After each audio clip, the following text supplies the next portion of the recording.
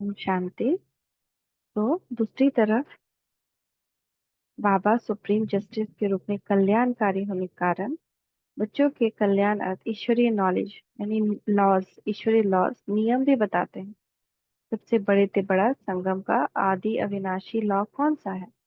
Drama plan अनुसार एक का लाख गुना प्राप्ति और पछताना व भोगना, ये दोनों है अभी संगम युग में। एक विकर्म का लाख गुना सजा और एक अच्छे कर्म का लाख गुना प्राप्ति, ये संगम युग का नियम है। ये ऑटोमेटिकली लॉ, नियम अर्थात अर्थात नियम चलता ही रहता है। बाप की स्थूल रीति रस्म के माफिक कहना व करना नहीं पड़ता। किस कर्म का यह लेना व इस कर्म की ये सजा है, लेकिन ये ऑटोमेटिक ईश्वरीय मशीनरी है, इसलिए गाया हुआ है कर्मों की अति गुह्य गति है।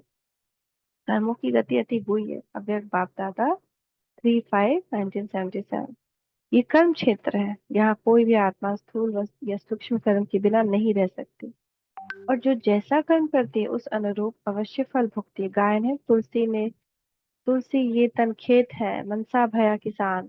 पाप पुण्य दो बीज हैं, जो जिस बोवे सो तस लूने दिन निदान।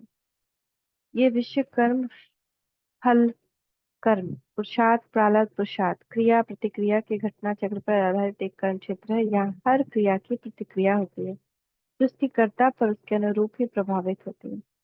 पाप कर्म करने वालों को साधन संपत्ति या राय सलाह के द्वारा पाप कर्म करने में सहयोग करने वाले पर भी पाप कर्म का बोझ चलता है। और जैसे हम कोई नॉनवेज खाता है तो हम नॉनवेज बनाते हैं या परोसते हैं या कुछ भी सहयोग करें, किससे भी पाप का कर्म, ये छोटा एक एग्जाम्पल है।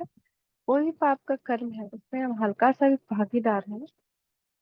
जैसे कोई खराब खाता पीता और हम पैसा दे रहे हैं, तो ये सारा चीज जो है ना पाप कर्म का बढ़ाने वाला है। राय सलाह सहयोग करने पर भी, तो किसी के द्वारा किए गए पाप कर्म को अच्छा समझकर स्वीकार करने वाले या ऐसे कर्म की कर्ता की महिमा करने वाले पर भी उस कर्म पाप कर्म का प्रभाव पड़ता है और उसका भी उसको फल मिलता है। जैसे कोई किसी की ग्लानि कर रहा है और हम कह रहे हैं हाँ हाँ ऐसे कैसे कर दिया, आप तो ठीक कर रहे हो, ऐसे उसको नहीं करना चाहिए, तो हम भी उस पाप कर्म के भागी बन रहे हैं।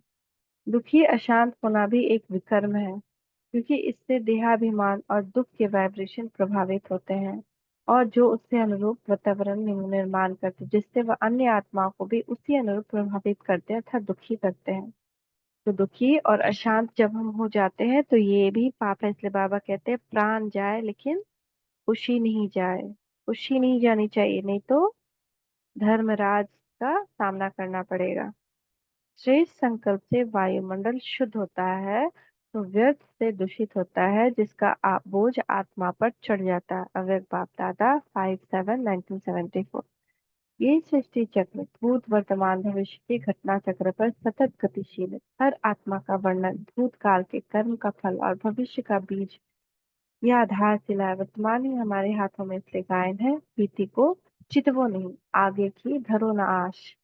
अर्थात वर्तमान ही हमारे हाथों में है, जब तक हम श्रेष्ठ कर्म करके अपने सुखमय भविष्य का निर्माण कर सकते हैं। आत्म अभिमानी स्थिति में किए गए कर्म अकर्म, देहाभिमानी स्थिति में किए गए कर्म विकर्म और परमात्मा अभिमानी स्थिति में किए गए कर्म ही सुकर्म होते हैं, जो आत्मा की चढ़ती कला का एकमात्र आधार है। ये ज्ञान सागर परमात्मा संगम युग में ही देते हैं, तभी आत्मा की और विश्व की चढ़ती कला होती है। परमात्मा को छोड़कर दूसरे को याद करना यह भी विकर्म है, ये भी एक पाप है। जो बार बार भगवान को कह रहे हैं ना सबके बुद्धि हटाओ, तो हम एक सेकंड के लिए भी हमको कोई और याद आता है तो वो विकर्म हम करते हैं। सकार बाबा 5 जनवरी 1969, रात्रि क्लास। जो जैसा कर्म करता है वह उसका वैसा फल अवश्य पाता है। भगवान वाच दुख देंगे तो दुख पाएंगे, सुख देंगे तो सुख पाएंगे।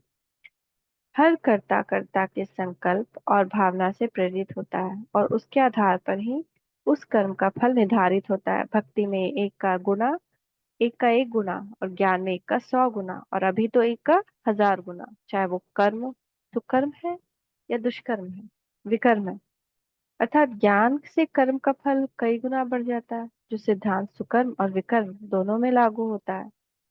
इसका सबसे बड़ा एग्जाम्पल कर्म विकर्म का है कि शेष शैया पर लेटे हुए जो भीष्म पितामह थे, उन्होंने पूछा कि मैंने ऐसा क्या दुष्कर्म किया जिसकी मुझे ये सजा मिली। तो बचपन में रथ चलाते वक्त उनकी गाड़ी के सामने सांप आ रहा था। उन्होंने उसकी जान बचाने के लिए उसको साइड में फेंक दिया। वो साइड कांटों की झाड़ी थी, जितने कांटे उसकी बॉडी में लगे उतने ही तीर भीष्म पितामह के शरीर में लगे। तो कुछ भी कर्म करने के पहले, जैसे हम गंदा भी फेंक रहे हैं या कोई दूसरा कर्म भी कर रहे हैं, किसी को बोल दे रहे हैं, बाहर वाला ही है, बड़ा बुरा ही है, लेकिन हमने उसको क्या दे दिया, वो हमारा हो गया। उसने क्या किया वो उसका है, ये हमने क्या किया वो मेरा है। इसलिए हमको बहुत सोच समझ कर बोलना और करना चाहिए।